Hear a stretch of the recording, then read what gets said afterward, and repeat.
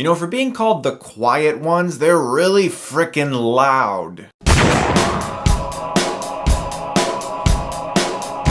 The Quiet Ones stars Sam Claflin and Jared Harris, and what this film is about is a group of paranormal investigators in the 70s who are attempting to prove that a young girl is actually under an extreme psychosis and that she isn't attached to some entity that's able to communicate with her, which is what she is saying. They're attempting to prove that there's a scientific reasoning behind all of this. Sam Claflin, or Finnick from the Hunger Games, plays the cameraman of this group, and we get to watch his footage and how they react to it, and eventually over time they start to realize that there is some more stuff going on here than they care to acknowledge. When I walked into The Quiet Ones, I was just hoping for some old school scares. You know, some basic old, like 1970s style horror, because it takes place in 1974. And we've seen that get more popular lately, like since The Conjuring was such a huge success, a lot of people are like, wow, we should have some horror films that take place in the 60s and 70s more often because people like that stuff. Unfortunately, this movie is just a long string of jump scares over and over and over again. Oh my goodness, someone's behind you. Oh, it's just your friend. Oh, someone slapped their hand against the window. Oh, it's just your girlfriend. You know, like those are false scares, stupid jump scares. A cat jumps out of a cupboard, a bird flies out from somewhere and freaks everyone out.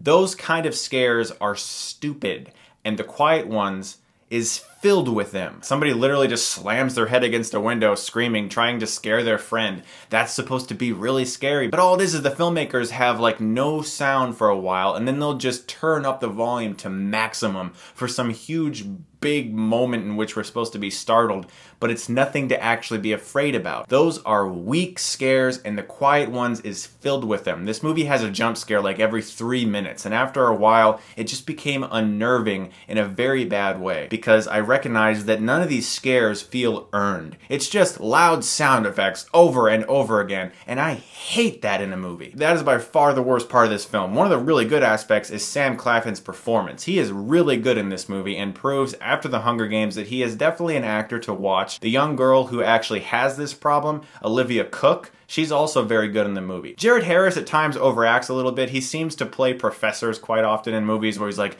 hello, yes, I'm going to study this problem and I am a professor of English technology and I will discover that you are in fact under a deep psychosis and not actually haunted. I was Moriarty in the Sherlock Holmes film. Did you know that? Yes, I was. I'm rich, and you're not.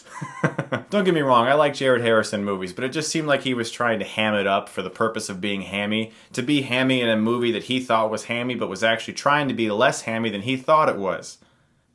That made sense to me in my head when I said it. I apologize. What I mean by that is that the director of this film is trying to make a good-looking movie. There are times in this film where he has some really good shots, some good scene build-up, some good tension, but most of that tension, unfortunately, is just because we're waiting to be startled by a very loud sound effect, and that is annoying to me. To me, that's not really scary. That's just the fact that you are in a theater surrounded by speakers and a really loud noise could happen at any second, and you're awaiting it because this film does nothing but that. This is not a terrible movie. This is a good-looking movie. There are moments in the film that did genuinely frighten me, and there are some good performances in the movie. But the way the film eventually concludes and the way that the story becomes apparent is like...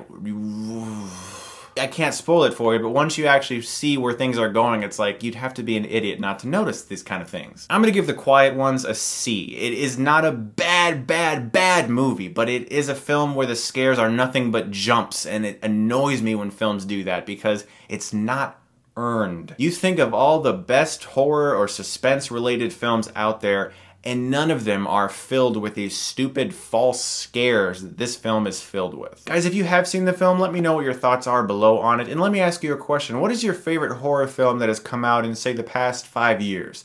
I'm not sure what mine would be, but there are some really good ones. There's been some actually pretty good ones the past few years, mostly thanks to James Wan. Thank you so much for watching, and as always, guys, if you like this, you can click right here and get Stuckmanized.